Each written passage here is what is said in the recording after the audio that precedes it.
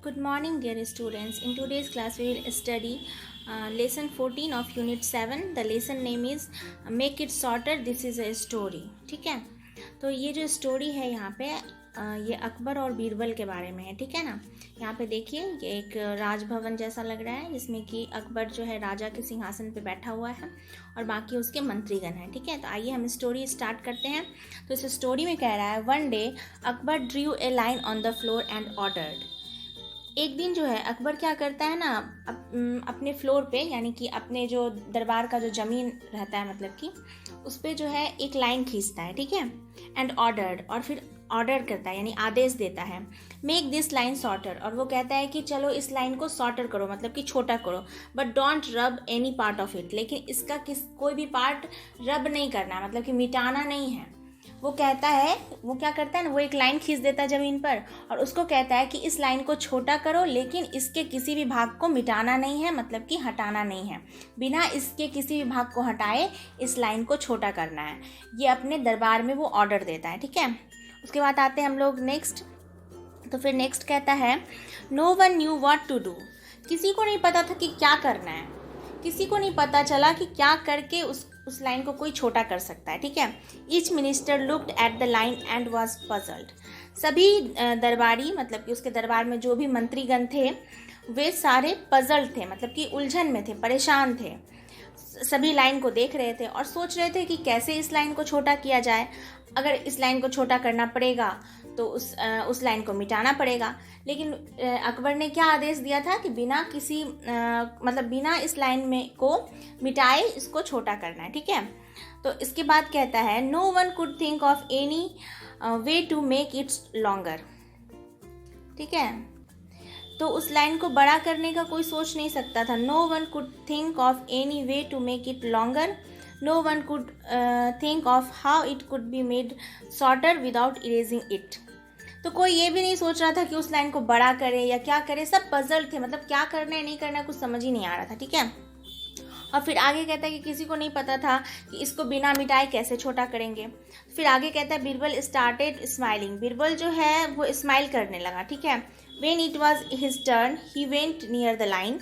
और उसके बाद जब हर बार बारी बारी से सारे दरबारी थक गए, सारे मिनिस्टर्स उसके थक गए, नहीं पता चल पाया जो लाइन को कैसे छोटा करना है, तब बीरबल की बारी आई. ठीक है, he went near the line और वो लाइन के पास जाता है. Discuss with your partner with Birbal what Birbal would do.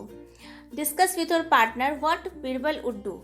आपको अपने पार्टनर से डिस्कस करना है यानी कि अपने फ्रेंड से डिस्कस करना है कि बीरबल आखिर वहाँ जाकर करेगा क्या. ठीक है, तो फिर आइए हम लोग देखते हैं आगे क्या होता है. Now read further. अब आइए चलिए आगे पढ़ते हैं स्टोरी हम लोग. तो आगे स्टोरी में कहता है, Birbal Drew a longer line under the first one.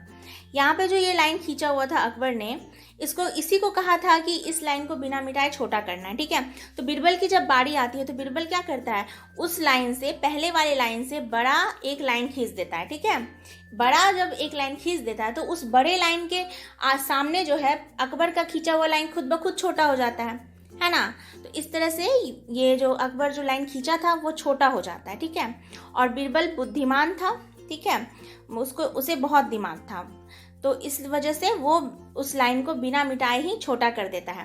तो छोटा कैसे करता है, उसके सामने एक उससे बड़ा लाइन खींचकर वो उसे छोटा कर देता है. He didn't touch the first line, और वो उस पहले लाइन को टच भी नहीं करता है. Everyone in the court saw what he Drew and said. और जब सारे लोग देखते हैं कि कोर्ट में मतलब दरबार में जितने भी लोग रहते हैं वो ये देखते हैं कि अकबर ने आखिर क्या किया, तो अकबर जो करता है ना उसकी वो सब तारीफ करते हैं. ठीक है, और कहते हैं that's true the first line is shorter now. कहते हैं कि चलो ये तो अच्छा है, मतलब ये तो सही बात है कि अब जो पहला लाइन है वो शॉर्टर हो गया है, क्योंकि उस पहले लाइन जो था उसके सामने अगर हम उससे बड़ा लाइन खींच देंगे तो वो पहला लाइन तो बड़े लाइन के सामने खुद ब खुद छोटा हो जाएगा ना. तो इस तरह से बीरबल ने यहाँ पे बुद्धिमानी दिखाई और अपनी क्षमता का प्रदर्शन किया. ठीक है, तो इस तरह से हमें दिमाग लगाकर कोई भी काम करना चाहिए और अपने आप पर विश्वास रखना चाहिए, जो हाँ हम ये कर सकते हैं। ठीक है, तो इस स्टोरी से हमें यही सीखने को मिलता है। और आइए अब देखते हैं इसका न्यू वर्ड्स। तो इसका न्यू वर्ड्स है ऑर्डर। ऑर्डर का मतलब होता है आदेश देना। रब का मतलब होता है मिटाना। पजल का मतलब होता है उलझन या फिर पहेली। फिर इरेज का मतलब भी होता है मिटाना। और फिर कोर्ट का मतलब होता है दरबार। ठीक है, तो इस तरह से आपका ये चैप्टर जो है इसका मैंने हिंदी एक्सप्लेनेशन बता दिया है। नेक्स्ट क्लास में हम लोग इसके न्यू वर्ड्स और क्वेश्चन आंसर्स को देखेंगे। टिल देन आप घर पे इसको अच्छे से रीडिंग दीजिएगा। Thank you my dear.